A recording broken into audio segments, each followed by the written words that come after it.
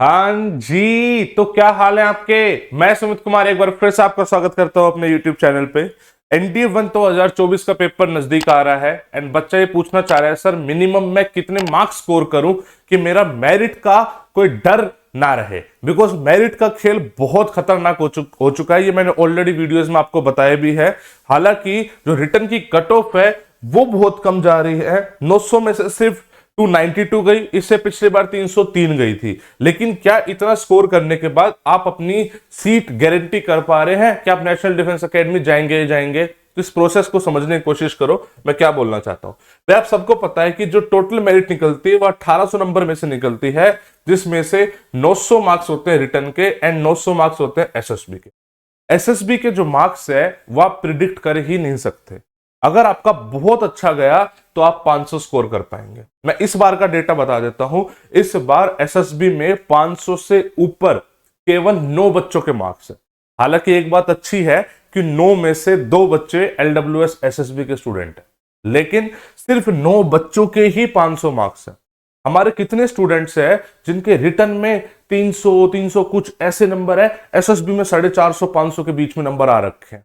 वो चलो एसएसबी में काम हमने बहुत अच्छा करा है, लेकिन द पॉइंट इज अगर वो रिटर्न में अच्छा स्कोर कर लेते तो मेरिट में भी कहीं बहुत ही आगे होते। एसएसबी में हमारे बच्चे के सेकंड हाईएस्ट मार्क्स आए यश पाटिल के, लेकिन उसकी रैंक 54 है। अगर उसके रिटर्न में अच्छे मार्क्स आए होते तो पता नहीं कहां होता। सेम गोज विद हमारे का लड़का रैंक 160 है, उसके एसएसबी में 500 से ऊपर है, लेकिन 320-30 बस रिटर्न में आ रखा है। तो मेरिट में 160 पे पहुंच गया, वरना वो टॉप 10 में भी होता। तो वो उन बच्चों पे हमने एसएसबी मेहनत करी थी तो उनके वहां पे नंबर अच्छे आ रखे हैं। लेकिन अगर रिटर्न में मेहनत कर लेते जो कि एक्चुअल अपनी मेहनत है, तो मेरिट में बहुत अच्छे से रिजल्ट आ सकता।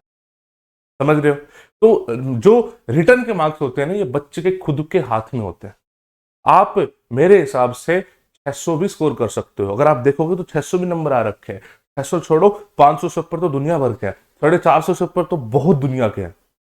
लेकिन अगर आप सोचोगे भाई 300 नंबर लाने, 292 लाने हैं, तो मेरिट में आगे दिक्कत होगी। तो मेरे हिसाब से जो मिनिमम सेफ स्कोर होगा ना, वो 360 के आसपास होगा। मैं चाहता हूं 360 भी नहीं, आप 400 का टारगेट रखो, ताकि अगर एसएसबी में थोड़ी बहुत दिक्कत भी आ जाए और आप सिर्फ पास भी हो, तब भी आप पहुंच जाओगे कि आप मेरिट के डर से बच जाओगे अगर आप 400 नंबर ले आते हो।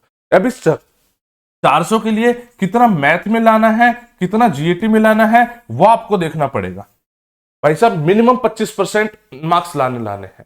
हालांकि 20% भी बीच में एक दो बार गई है सेक्शन कट ऑफ, लेकिन आपको मैथ और जीएटी में मिनिमम 25% का क्राइटेरिया तो रखना है कि भाई साहब मेरे 75 मार्क्स मैथ में आने चाहिए मिनिमम, और 150 नंबर जीएटी में आने चाहिए, तभी बात है। और टोटल मेरे कोशिश करना कि 400 के आसपास तक पहुंचे, वरना 360 तो पार करना ही करना है।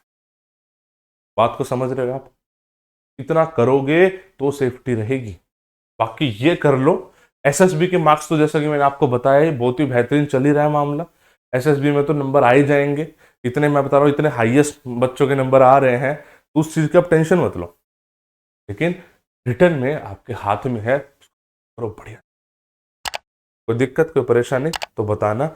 सारी learn with Sumit YouTube channel पर आप देखोगे, ढेर सारी मैराथन लगा रखी है आपके लिए, इंपॉर्टेंट टॉपिक्स।